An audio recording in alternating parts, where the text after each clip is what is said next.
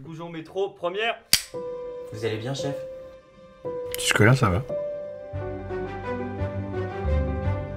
La cuisine m'a tout apporté, moi. C'est tout pour moi. Si j'avais pas eu la cuisine, je ne serais pas là où j'en suis. Je ne sais pas ce que j'aurais fait, d'ailleurs.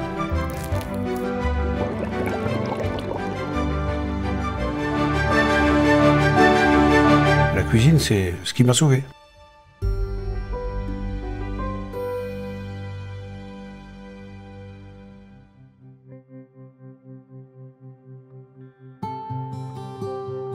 Enfant, j'étais, oui, un enfant.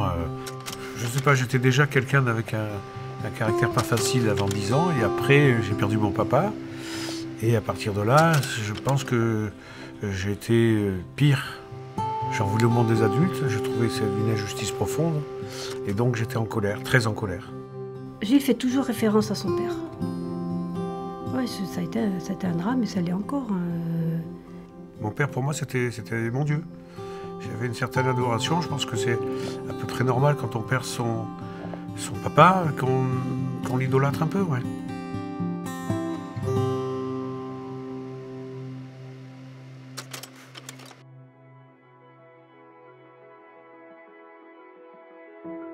Le chef qui était là, c'était un chef assez, j'allais dire, presque militaire.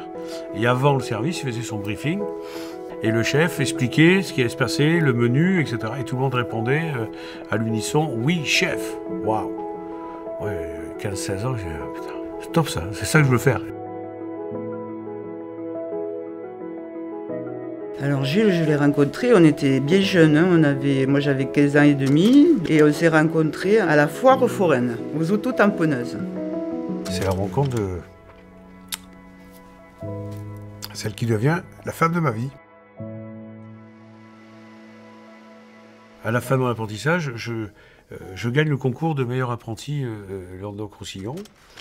Et il y a une remise des prix. À cette remise des prix, je monte sur scène. Donc la fierté de maman, vous pouvez imaginer, la maman qui voit enfin son fils terrible qui réussit quelque chose de bien dans sa vie. Puis après, on rentre à la maison. Et quand on rentre à la maison, maman me dit un truc incroyable. Et elle me dit, tu sais, ton père voulait être cuisinier. Et ça, je l'apprends, je ne le savais pas. Et c'est extraordinaire. Enfin, pour moi, c'est extraordinaire.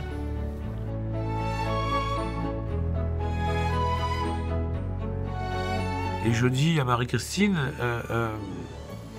un soir, je lui dis, écoute, tu m'aimes, je t'aime, c'est merveilleux, mais il y a une chose qu'il faut que tu saches, c'est que moi, avant tout, dans tout ça, c'est la cuisine, la cuisine, la cuisine, la cuisine et la cuisine. Je veux être meilleur de France, je veux avoir 3 étoiles Michelin, et je veux être chef patron à 30 ans.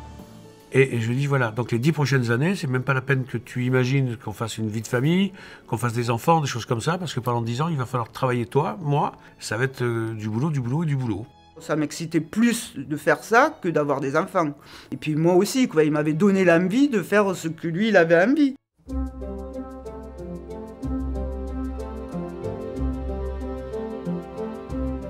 Les premiers jours, évidemment, on a amené la famille, hein, c'est ce qu'on a de plus cher, donc pour leur présenter notre auberge.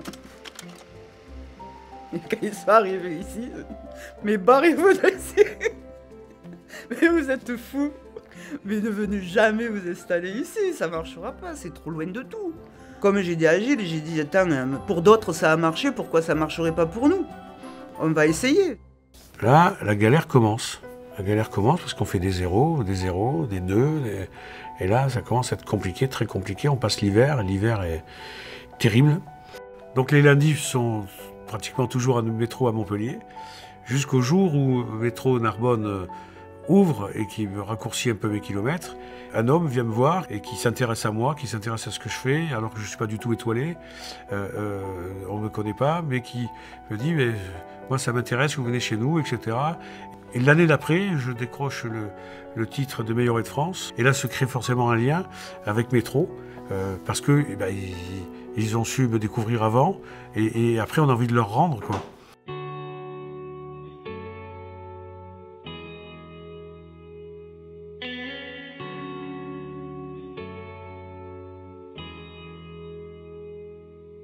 En fait, ça a été un très long chemin, il faut avouer. On n'a jamais rien lâché.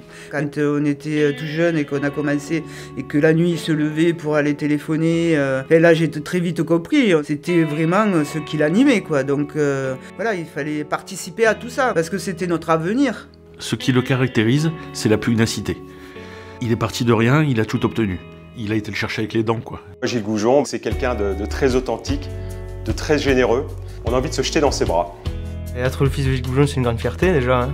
Dans ma vie, ouais, il m'a appris que c'était pas toujours rigolo et qu'il fallait toujours se donner à fond.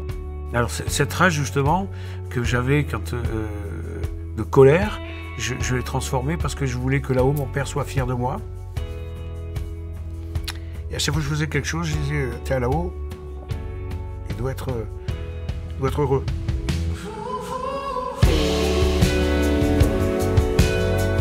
J'étais son bras droit, donc humainement c'était fort forcément parce que tu rentres là-bas, tu rentres dans les ordres, quoi. Gilles Goujon cherche toujours la perfection. Dans tout ce qu'il veut, c'est pointu, c'est précis, on doit répondre à ses attentes en tant que tel. L'un des plats les plus populaires de Gilles Goujon, c'est les petits pois. Il n'y a rien de plus simple qu'un petit pois, d'une telle force de goût, quand vous l'avez en bouche, c'est extraordinaire. Faire un plat avec des petits pois 3 étoiles, pour moi c'est toute la magie de la cuisine. Métro.